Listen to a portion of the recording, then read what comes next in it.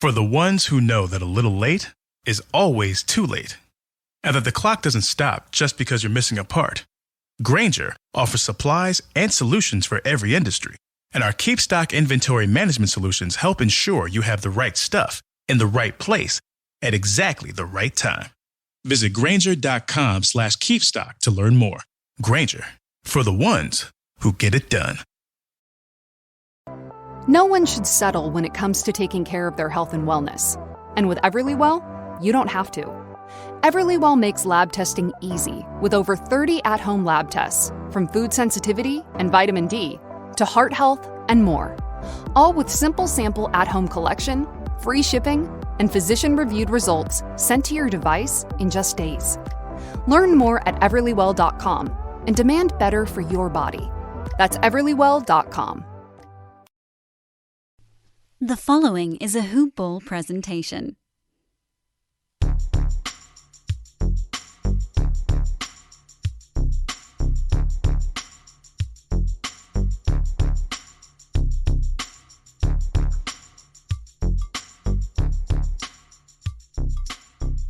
Good morning, Hoop Ballers, and welcome to another edition of Hoop Balls DFS Today.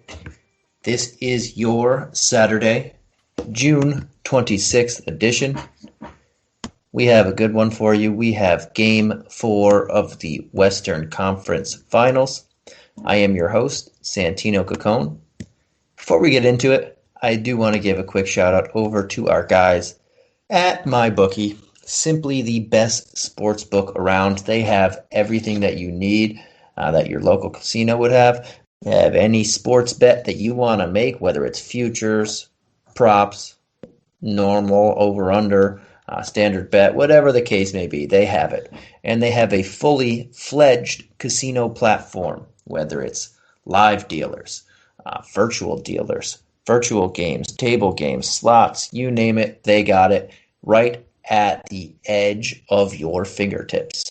So instead of going to your local casino, you have one right on your computer. Or if you don't have a local casino, now you do. And the best part is you can get your first deposit matched halfway up to $1,000 by simply entering the promo code HOOPBALL, that's HOOPBALL, upon signing up. It's as simple as betting, winning, and getting paid. All right, guys, let's get into this one. As I mentioned, we have Game 4 of the Western Conference Finals. It is 2-1. The Suns have a 2-1 lead. The home team has won all 3 games so far. On this one, the Suns are at the Clippers again. The spread, the Suns are 1 point road favorites, 1 point road favorites.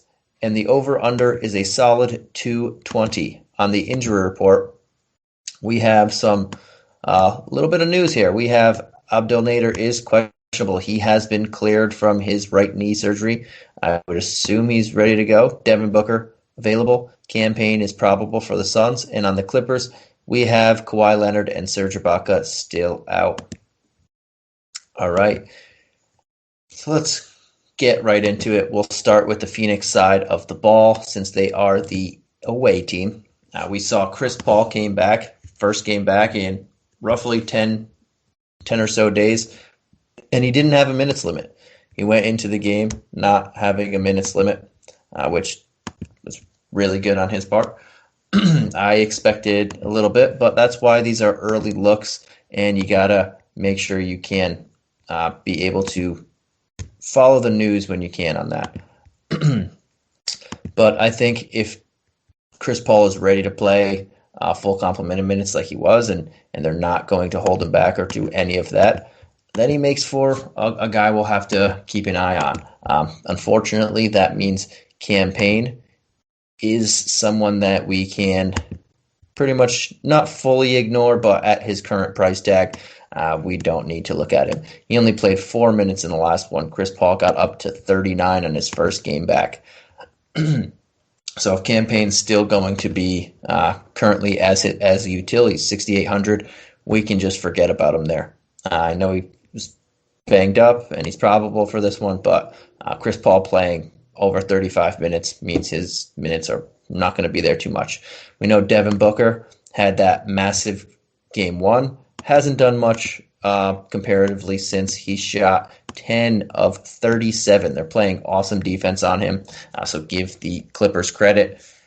It's about time that he has a bounce back in this one. He's 2 of 10 from 3 in the last 2 games, and again, 10 of 37. I don't think he's going to shoot that poorly. Both games combined, he's under 30%. That's just, he's much better than that.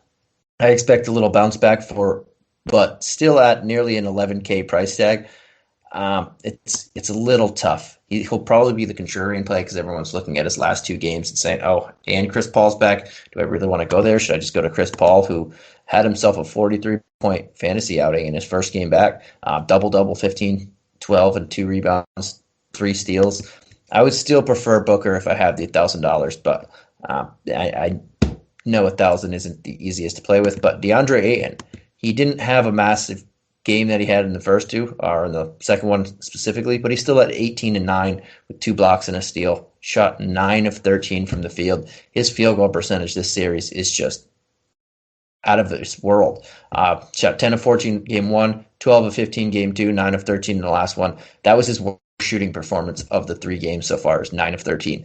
So I think a 35-point floor, 35 to 40, 50 points is rock solid for him, and we could expect that. And now that his price tag dropped down a bit to $8,200, he was at $9K last one. This is the lowest that he's been this entire series. Now I think we can look at him again. That's pretty low for where he's going, for what he's been able to do. Other guys I'm looking at, Cam Johnson again. He's been playing pretty well. He played 30 minutes in the last one, shot 4 of 7. He continues to play a decent chunk of minutes, 24, 24, and 30 in the last 3 games. I don't expect, I said this about Chris Paul, but I don't expect Abdel Nader to come in and play a ton of minutes. The guy hasn't played since March, the 21st of March, so that is 3 months, so I can't expect him to come in and play some minutes. I expect Cam to continue playing a good amount of minutes, and at 4K, we can definitely look his way. Jay Crowder had a decent game, but to me, out of Bridges, Cam, and Crowder, I think Cam is showing that he has just as much potential out of those guys, and he's a lot cheaper, so that's where I'm looking there. And Saric at 2K is a guy that you can plug into your lineups if you need to.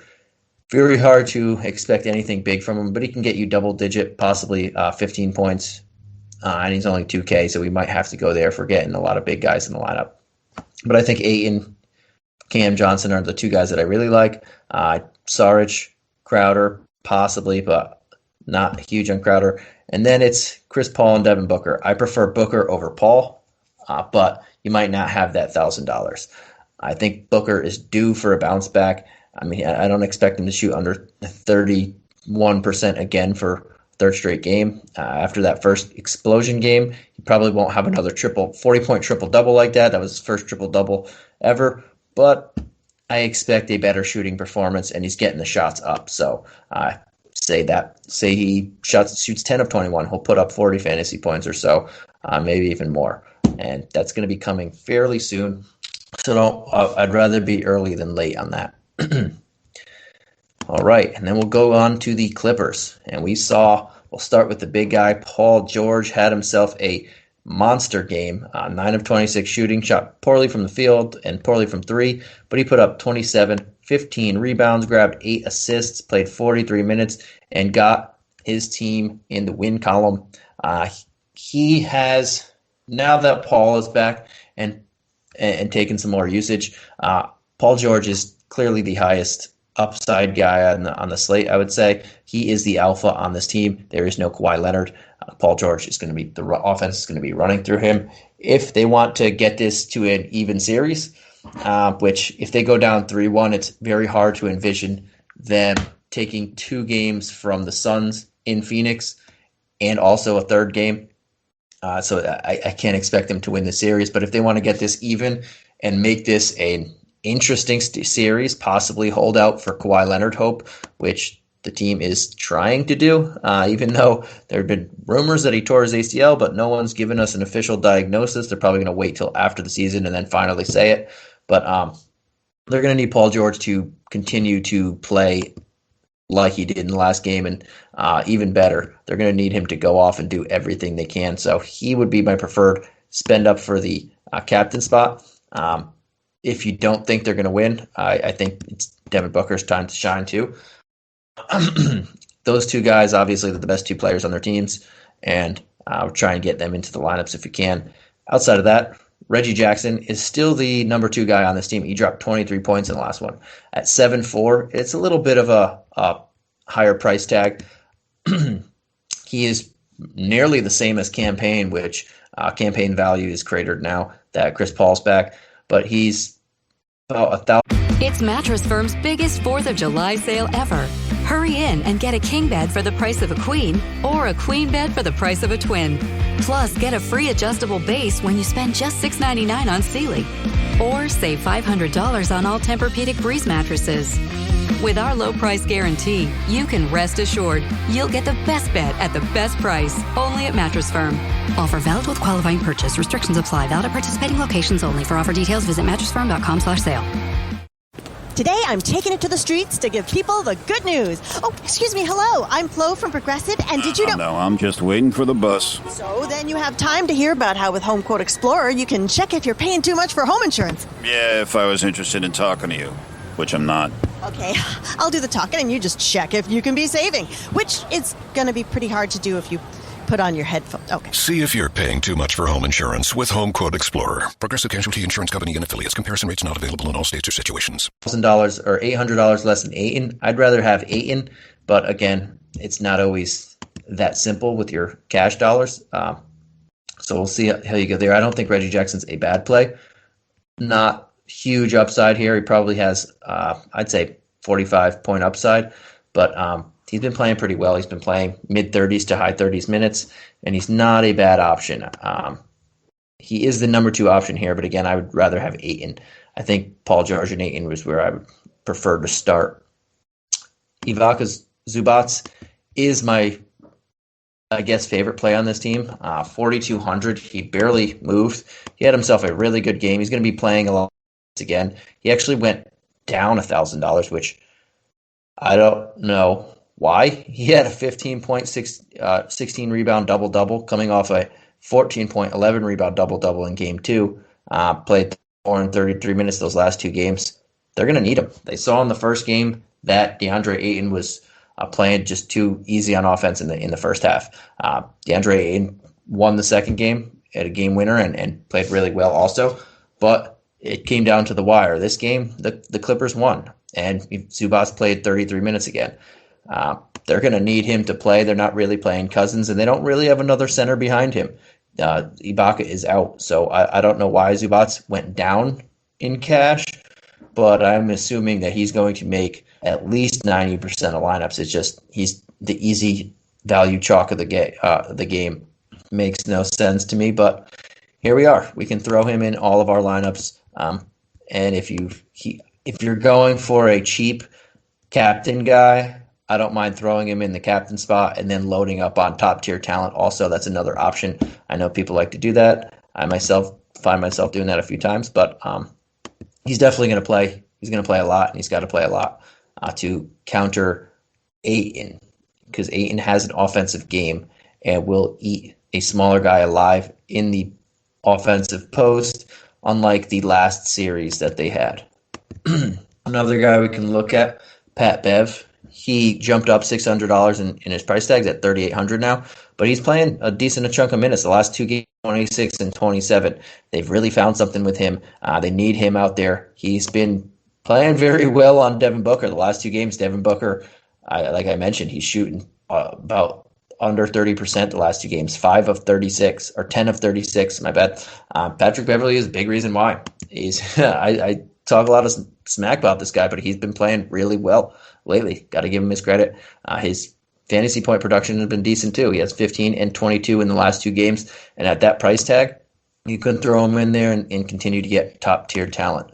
Rondo is another guy I like to look at, but he only played 8 minutes in that last one after playing a solid chunk of minutes in the first 2 at 22 and 17, bringing back a nice point per minute return. But last game, he just didn't do anything.